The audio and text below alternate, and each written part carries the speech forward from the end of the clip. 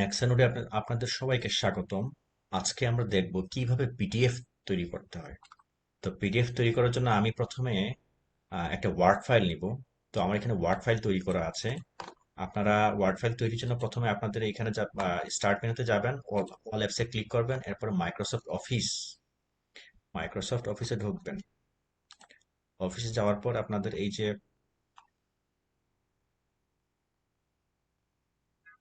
Office 2007 এখানে click করবেন। তো ক্লিক করে এইখানে আপনারা লিখবেন আর কি। যেহেতু আমি একটা ওয়ার্ড ফাইল তৈরি করে রেখেছি, আমি ওখানে দেখাই, এটাকে মিনিমাইজ করে রাখি। তো আমি যে ফাইলটা তৈরি করেছি এই একটা হচ্ছে ফাইল একটা। তো আমরা এখানে দেখবো যে পিডিএফ ফাইল কিভাবে তৈরি করতে হয়। তো আমার এখানে 5টা ফাইল দেওয়া আছে, 5টা পেজ দেওয়া আছে। তো আমি বোঝার সুবিধার্থে আপনাদের মাঝখানে আমি পেজ নাম্বারগুলো লিখে লিখে রেখেছি। তো এটা আমরা পিডিএফ করার জন্য সাধারণত আমরা যারা 2007 অফিস ব্যবহার করি তাদের একটা সুবিধাজনক ব্যাপার হচ্ছে মাইক্রোসফট তাদের সফটওয়্যারের সাথে একটা প্যাচ ফাইল দিয়েছে, যে ফাইলটার সাহায্যে আমরা খুব সহজেই পিডিএফ করতে পারি। সেই পেজ ফাইলটা কি আমরা এই অফিস যে সফটওয়্যার এর মধ্যে দেখি। এর মধ্যে দেখলে আপনি দেখতে পাবেন যে একটা সেভ এস পিডিএফ নামে একটা প্যাচ ফাইল দিয়েছে। তো এই পেজ ফাইলটার কাজ হচ্ছে পিডিএফ, যে কোনো ওয়ার্ড বা ডকুমেন্ট ফাইলকে পিডিএফ এ রূপান্তরিত করা। তো আপনারা যখন সফটওয়্যার ইনস্টল করবেন, সেখানে যদি এই save as PDF and XPS dot exe এটা যদি ইনস্টল না থাকে, তাহলে আপনারা জাস্ট ইন্টারনেটে যাবেন, গিয়ে এখানে লিখবেন save as PDF and XPS. এটা লিখে সার্চ করবেন। সার্চ করলে দেখবেন যে আপনার মাইক্রোসফটের এই যে সেভ এস পিডিএফ নানান নানান রকমের লিঙ্ক পাবেন। এখান থেকে আপনি যে কোনো একটা লিঙ্ক থেকে ডাউনলোড করে নেবেন। যেহেতু আমার ডাউনলোড করা আছে, আমি এই পেজ ফাইলটা আর নতুন করে ডাউনলোড করছি না। আমি জাস্ট আপনাদেরকে দেখাবো এখন কিভাবে পিডিএফ করতে হয়।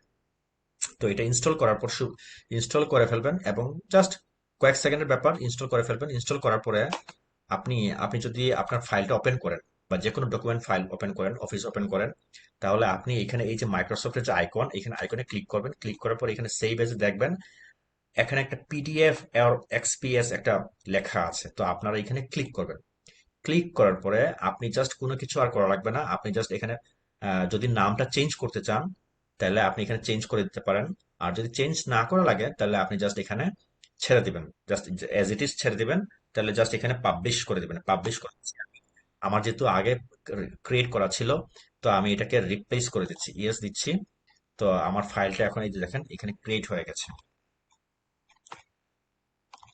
এখন একটা পিডিএফ ফাইল আমরা ক্রিয়েট করে ফেললাম। এই পিডিএফ ফাইলটাকে আপাতত আমি ক্লোজ করে দিচ্ছি। তো ক্লোজ করে দিচ্ছি এবং এটাকে মিনিমাইজ করে দিচ্ছি। তো পিডিএফ করার পেছনে মূল কারণটা হচ্ছে, পিডিএফ এর মূল মিনিংটা হচ্ছে পোর্টেবল ডকুমেন্ট ফরম্যাট।